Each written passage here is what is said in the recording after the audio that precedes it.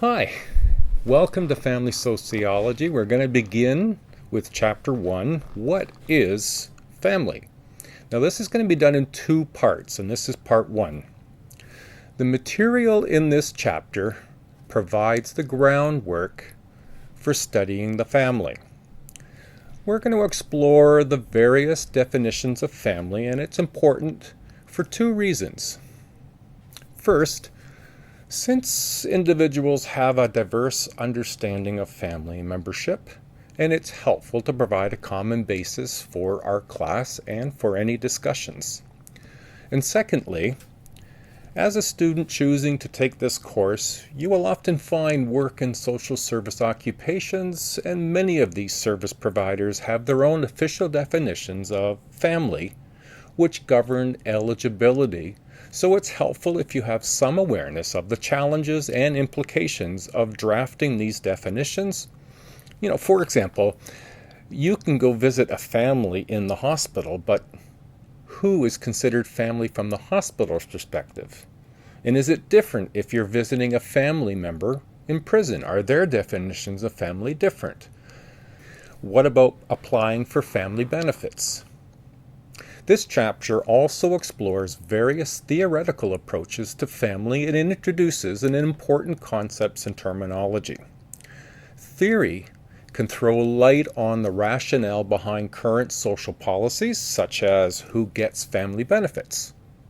And then finally, the chapter describes some common methods used in studying the family, so research-based. And since it's important for students to know how we obtain information and be able to judge how reliable it is, and that's what the research is about. Now, I'm going to include in this chapter a sociological term that's not in your text, but it's an important sociological term, and it's to assist you in the exploration throughout the semester, and it's known as sociological imagination. Okay, so let's get started. Family sociology is a subcategory of sociology, and the sociological imagination, it's an important consideration when exploring sociology and therefore by extension, family sociology. Now, sociology as a science is a systematic study of human society and social interactions. It's a science and it follows a systematic process of investigation. Now, sociology considers the individual, the society, and the consequences of the differences between people and groups in that society. So why do we study sociology? Well, we study to understand the interdependence and complexity of social life. We study it to participate in the process of public, social, and economic and cultural policies. And we understand sociology as a way of, what's the differences are between groups and the possible explanation for some of those differences. Now, as I mentioned in the introduction, we're going to touch on a topic that's not in your textbook. And I do this to try to help you understand the perspectives that is useful in sociology. And it's a sociological imagination, which was coined by C. Wright Mills. C being C capital dot Wright Mills, and is defined as, so sociological imagination is defined as the ability to see the relationship between the individual experience and the larger society. There are two dimensions of one's sociological imagination. There's the personal troubles dimension and a public issue dimension. We'll start with the personal troubles. Now, this is the private troubles of individuals and the networks of persons that one associates with on a regular basis. So that's in your personal bubble. The public issues, now these, the matters that are beyond the individual. This isn't something you always control. These are things outside of you that are caused by problems originating at a societal level. The effects of economic policies and social policies that change things for ordinary Canadians. Like, for example, the policies around COVID. All of those policies affected everybody in a variety of different ways. And that was something you didn't choose. It was thrust upon you. So personal troubles, when a person commits suicide, for example, there are likely personal issues and private reasons for that person's decision to do so. But there may also be public issues. Suicide may also be a result of a variety of social reasons: the lack of social cohesiveness, poor education, economic basis. So when we consider things like homelessness and unemployment, divorce, and family violence, all of these issues have personal and public implications, where our sociological imagination allows us to see both variables. And that's an important element. Now, in university, I studied community psychology, where we were encouraged to see the best fit between the individual and the community. We needed to see both sides in order to be able to enabling ourselves to see the bigger picture, to better see solutions that address both sides. For sociological imagination, the promise is that the first fruit of the imagination can enable us to interpret our experiences and gauge one's fate only by locating ourselves within this historical period of one's life. Now, as we proceed through this class of family sociology, we keep in mind our sociological imagination when considering the family. All of the issues that we will explore have personal troubles and public issue components, all to assist a better sociological perspective. Now, we're studying family sociology, so we first need to ask the question, what is a family? Now, at first blush, we might think this is an obvious answer. However, in Canada, and this is important, there are many definitions depending on many factors. Now, I think I put it over here. Have a look at that list of people. Who do you see as part of your family? Now, this list can reveal many variables from ethnic, individual differences in definitions of family. So it's just interesting that when you look around at all the different people that might be on campus or that you see on a day-to-day basis just passing on the street, how different might each of their families be from yours? So let's explore what is a family from a sociological point of view. The variable is that family is considered a primary social institution. Now, these structures of relationships in family that organize social behavior around central activities or social need. Other institutions other than family, these include the economy, education, healthcare, religion, politics, mass media. These are all structures of relationships and are organized social activities. And they address a central activity or a social need. Social institutions are enduring. That just really means that they've been long-lasting and have been around for a while. All of those social institutions have been around for over 100 years, as an example. Now, this will be revisited when we review the theories of family in part 2 of this chapter.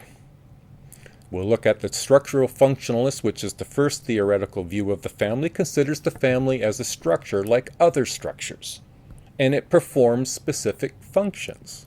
One such function of families is to have and raise children, for example.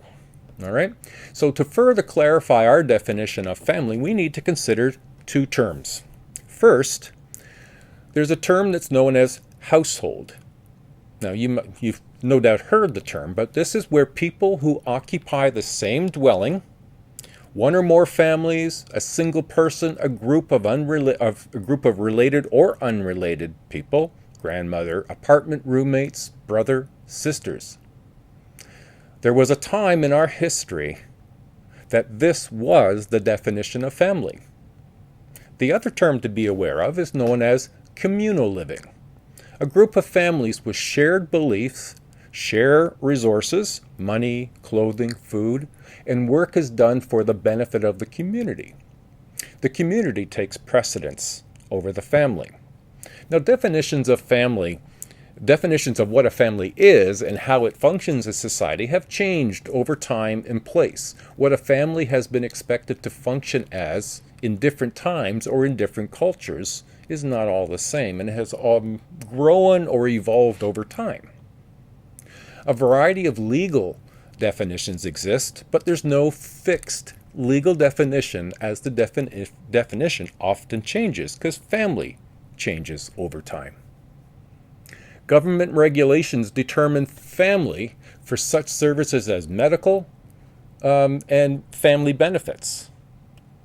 There is a term that's known as the census family. It's a legal definition of family used by Stats Canada. You can see other legal definitions in there. I think it's box 1.1 in your textbook.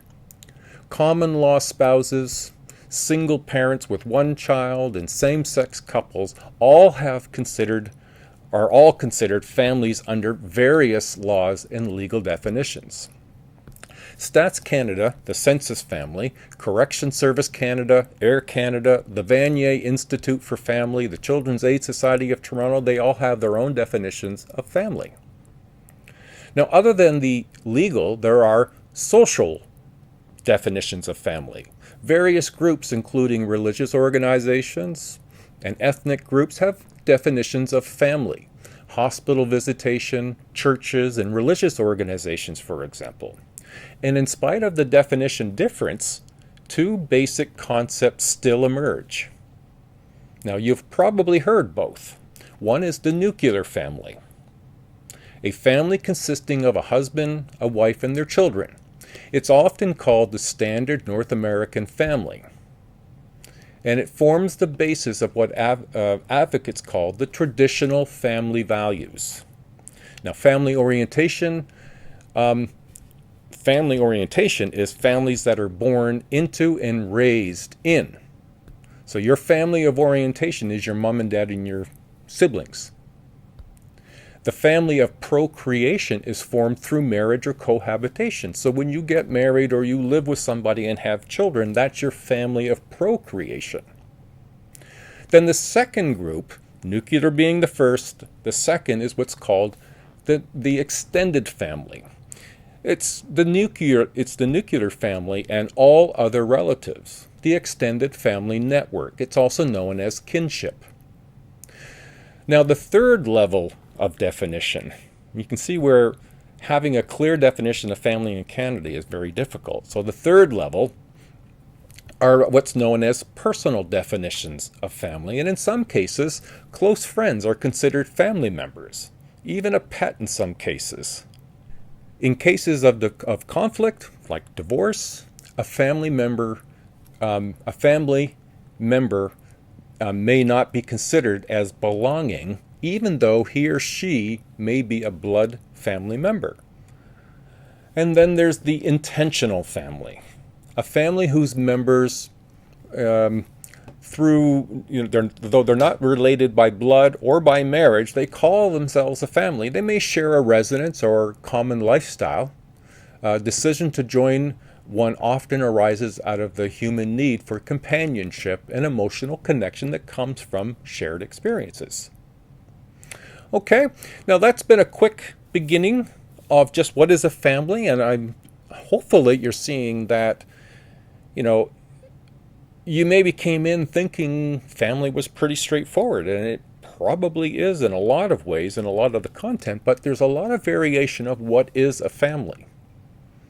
And we're going to look at what made that sort of happen over time. So in part 2, we're going to look at the theories that aim to help us understand how family works and relate to society as a whole. Now, the following questions are going to be helpful when considering the theories. How does the theory account for both the change of family and the continuity in family patterns? As much as we've changed, we've also remained somewhat the same. So how do our theories account for that? 2, does the theory show how society and family influence one another? Remember, this is about the sociological imagination, the personal troubles versus the public issues. 3, what does the theory say about relationships within the family? 4, how has the theory affected policies and practices of government, social agencies, and others who deal with families? Theories consider a variety of topics, and since families do not exist in isolation, but are part of the vast social network, family members are part of the larger society through membership and participation in neighborhoods, schools, work, religious organizations, social, recreational groups. Society provides expectations for family members, and the family members are supposed to socialize children and look after each other physically and emotionally, but not inflict harm. So theories can shine a light on these sorts of issues, and that's what we're going to do in part 2. All right? So I hope this is getting off to a good start for you. Part 2 will complete with the theories, and then we'll keep on moving along like this through the semester. All right, everybody. Good luck, and carry on the good fight. Bye now.